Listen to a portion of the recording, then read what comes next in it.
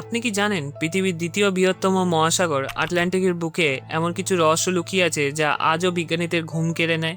এই মহাসাগরের তলদেশে রয়েছে পৃথিবীর দীর্ঘতম পর্বতমালা, এমন একটি জলপ্রপাত যা বিশ্বের সর্বোচ্চ স্থলভাগে জলপ্রপাতের চেয়েও বিশাল। হাজার হাজার হারিয়ে যাওয়া জাহাজের ধ্বংসাবশেষ, এমনকি এমন কিছু অদ্ভুত শব্দ যার উৎস আজও সম্পূর্ণভাবে জানা যায়নি। কিন্তু এটাই সব নয়।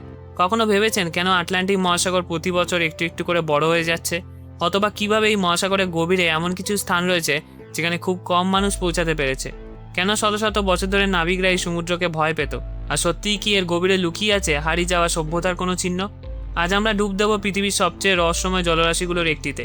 তাই ভিডিওটা শেষ পর্যন্ত দেখুন, কারণ শেষের দিকে তথ্যগুলো হয়তো আপনাকে বিশ্বাস করতে বাধ্য করবে যে আটলান্টিক মহাসাগর শুধু একটা সমুদ্র নয়, এটি পৃথিবীর সবচেয়ে বড় রহস্যের ভাণ্ডার, যার অধিকাংশ অংশ এখনই মানুষের চোখের আড়ালে রয়ে গেছে। নাম্বার 6।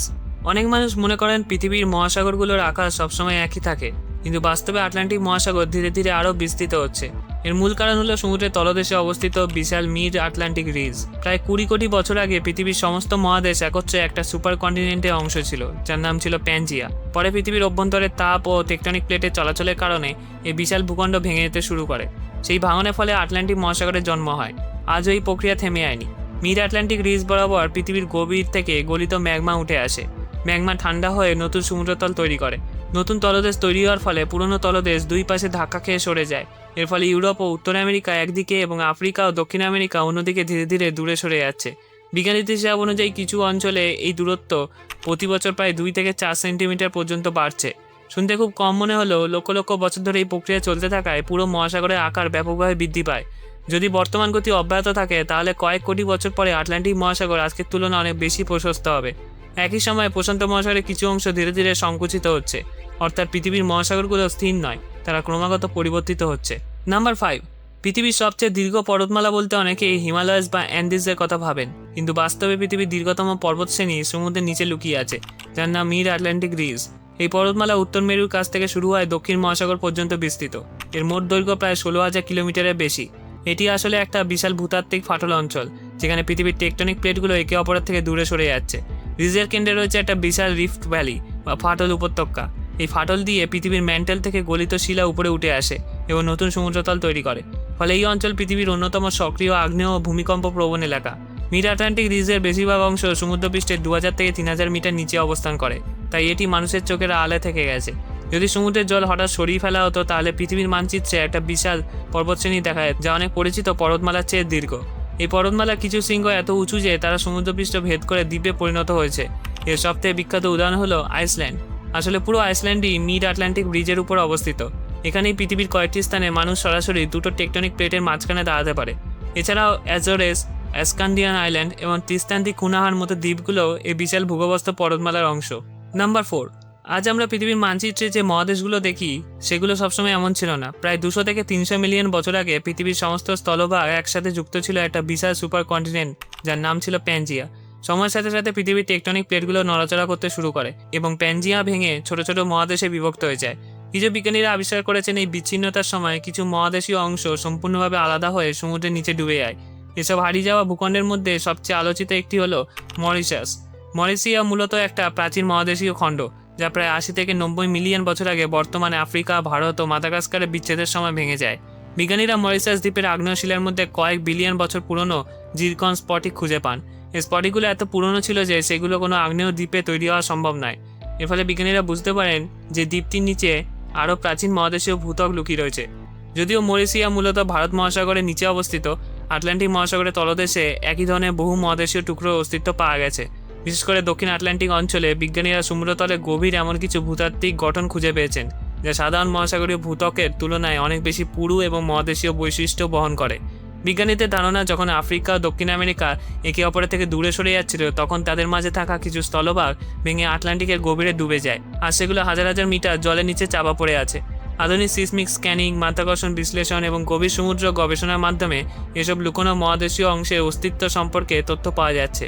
এই আবিষ্কার আমাদের মনে করিয়ে দেয় যে পৃথিবীর বর্তমান মানচিত্র আসলে একটা চলমান প্রক্রিয়া, ক্ষণিকের ছবি মাত্র। লক্ষ লক্ষ বছর পরে আজকের মহাদেশগুলোর অবস্থানও সম্পূর্ণ ভিন্ন হতে পারে। নাম্বার 3। পৃথিবীর সবচেয়ে আলোচিত রহস্যগুলোর মধ্যে অন্যতম হলো বারমুডা ট্রায়াঙ্গেল। উত্তর আটলান্টিক মহাসাগরের একটা বিশাল এলাকা, যার 3টি কোণ হলো মায়ামি, বারমুডা এবং স্যান জুয়ান। বহু দশক ধরে এই অঞ্চলকে ঘিরে অসংখ্য গল্প প্রচলিত রয়েছে। দাবি করা হয় এখানে প্রবেশ করার পর অনেক জাহাজ ও বিমান রহস্যজনকভাবে নিখোঁজ হয়ে গেছে।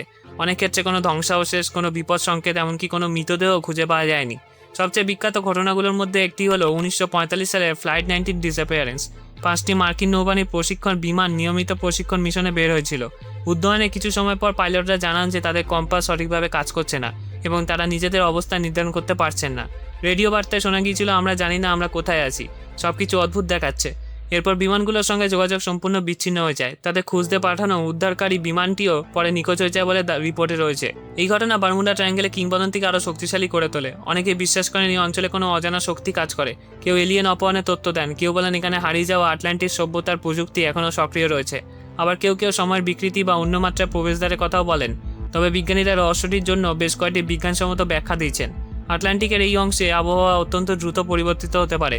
কয়েক মিনিটের মধ্যে শক্তিশালী ঝড়, বজ্রপাত এবং বিশাল ঢেউ তৈরি হতে পারে। এছাড়া এখানে রয়েছে শক্তিশালী গালফ স্ট্রিম স্রোত, যা কোনো দুর্ঘটনার ধ্বংসাবশেষকে খুব দ্রুত দূরে সরিয়ে নিয়ে যেতে পারে। কিছু গবেষক সমুদ্রতলে মিথেন গ্যাস নির্গমনের তথ্যও দিয়েছেন। তাদের মধ্যে বিশাল মিথেন বুদবুদ জলের ঘনত্ব কমিয়ে জাহাজকে দ্রুত ডুবিয়ে দিতে পারে। যদিও এই তথ্যের পক্ষে শক্ত প্রমাণ এখনও পাওয়া যায়নি। আর একটা গুরুত্বপূর্ণ বিষয় হলো বারমুডা ট্রায়াঙ্গেল পৃথিবীর অন্যতম ব্যস্ত সমুদ্র ও আকাশপথ। প্রতিদিন অসংখ্য জাহাজ ও বিমান এই অঞ্চল অতিক্রম করে, ফলে পরিসংখ্যানগতভাবে দুর্ঘটনার সংখ্যাও বেশি দেখা যায়। তবু রহস্যের আকর্ষণ কমেনি। আধুনিক প্রযুক্তির যুগেও বারমুডা ট্রায়াঙ্গেল মানুষকে কল্পনাকে উস্কে দেয়। এটি এমন একটা স্থান যেখানে বাস্তব বিজ্ঞান ও অমীমাংসিত কিংবদন্তি একে অপরের সঙ্গে মিশে গেছে। অনেক রহস্যের ব্যাখ্যা মিললেও মানুষের মনে প্রশ্নটি এখনও রয়ে গেছে, আসলে কি বারমুডা ট্রায়াঙ্গেলে এমন কিছু আছে যা আমরা এখনো বুঝতে পারিনি? নাম্বার 2, আজ আমরা যে বিশাল আটলান্টিক মহাসাগর দেখি, পৃথিবীর ইতিহাসে অধিকাংশ সময় তার কোনো অস্তিত্ব ছিল না। প্রায় 20 কোটি বছর আগে পৃথিবীর প্রায় সমস্ত স্থলভাগ একত্রে যুক্ত ছিল একটা বিশাল সুপার মহাদেশ, যার নাম ছিল প্যানজিয়া। প্যানজিয়া এতটাই বিশাল ছিল যে এর প্রান্ত থেকে অন্য প্রান্তে পর্যন্ত হাজার হাজার কিলোমিটার বিস্তৃত ভূমি ছিল। তখন উত্তর আমেরিকা, দক্ষিণ আমেরিকা, ইউরোপ ও আফ্রিকা একে অপরের সঙ্গে সরাসরি সংযুক্ত ছিল।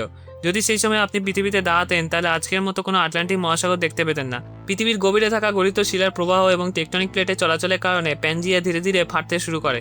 প্রথমে ছোট ছোট ফাটল সৃষ্টি করে, এরপর সেই ফাটল প্রশস্ত হয়ে সমুদ্রের জন্ম দেয়। লক্ষ লক্ষ বছর ধরে উত্তর আমেরিকা ও ইউরোপ একদিকে এবং দক্ষিণ আমেরিকা ও আফ্রিকা অন্যদিকে সরে যেতে থাকে। এই বিচ্ছিন্নতার ফলে মাঝখানে যে ফাঁকা স্থান তৈরি হয়, তা ধীরে ধীরে সমুদ্রের জলে পূর্ণ হয়ে যায়। এভাবেই জন্ম নেয় আটলান্টিক মহাসাগর। আজও এই প্রক্রিয়া থেমে নেই। আটলান্টিকের মাঝখানে অবস্থিত মিড আটলান্টিক রিজ নামের বিশাল সমুদ্রতলীয় পর্বতমালার নিচে নতুন ভূত্বক তৈরি হচ্ছে। এর ফলে ইউরোপ ও আমেরিকা প্রতি বছর কয়েক সেন্টিমিটার করে একে অপর থেকে দূরে সরে যাচ্ছে। অর্থাৎ আটলান্টিক মহাসাগর এখনও ধীরে ধীরে বড় হচ্ছে।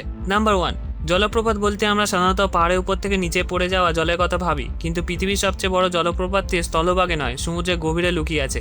গ্রিনল্যান্ড ও আইসল্যান্ডের মাঝখানে অবস্থিত ডেনমার্ক স্ট্রেট অঞ্চলে রয়েছে ডেনমার্ক স্ট্রেট ক্যাটারাক্ট, যা পৃথিবীর বৃহত্তম জলের নিচে জলপ্রপাত। এখানে কোনো পাথুরে খাড়া পাহাড় থেকে জল পড়ে না, বরং ঠান্ডা ও ঘন আর্কটিক জল উষ্ণ ও তুলনামূলকভাবে হালকা আটলান্টিক জলের নিচে ডুবে যায়। ঘনত্বের এই পার্থক্যের কারণে বিশাল পরিমাণ জল সমুদ্রের গভীরের নিচে প্রবাহিত হয়, যা একটা বিশাল জলপ্রপাতের মতো আচরণ করে। এই জলের প্রবাহ প্রায় 3500 মিটার বা 11500 ফুটেরও বেশি নিচে নেমে যায়। তুলনা করলে দেখা যায় বিশ্বের সর্বোচ্চ স্থলভাগের জলপ্রপাত এঞ্জেল ফলসের উচ্চতা প্রায় 979 মিটার, অর্থাৎ ডেনমার্ক স্ট্রেট ক্যাটারাক্ট এঞ্জেল ফলসের চেয়ে 3 গুণেরও বেশি উঁচু। প্রতি সেকেন্ডে লক্ষ লক্ষ ঘনমিটার জল এই জলপ্রপাতের মধ্য দিয়ে প্রবাহিত হয়। এর শক্তি এতটাই বিশাল যে এটি পৃথিবীর মহাসাগরীয় সঞ্চালন ব্যবস্থার একটা গুরুত্বপূর্ণ অংশ। এই প্রবাহ সমুদ্রের তাপমাত্রা নিয়ন্ত্রণে সাহায্য করে এবং ইউরোপের আবহাওয়ার উপরও পরোক্ষ প্রভাব ফেলে। সবচেয়ে আশ্চর্যের বিষয় হলো, পৃথিবীর ইতিহাসের সবচেয়ে বড় জলপ্রপাতটি মানুষের চোখে সরাসরি দেখা যায় না। এটি হাজার হাজার মিটার গভীরে আটলান্টিকের অন্ধকার জলের নিচে নিরবিচ্ছিন্নভাবে প্রভাবিত হচ্ছে। এই ভিডিওটা যদি ভালো লাগে তাহলে এই ভিডিওগুলো দেখুন। চ্যানেলটা অবশ্যই সাবস্ক্রাইব করবেন। আশা করি ভালো লাগবে। ধন্যবাদ।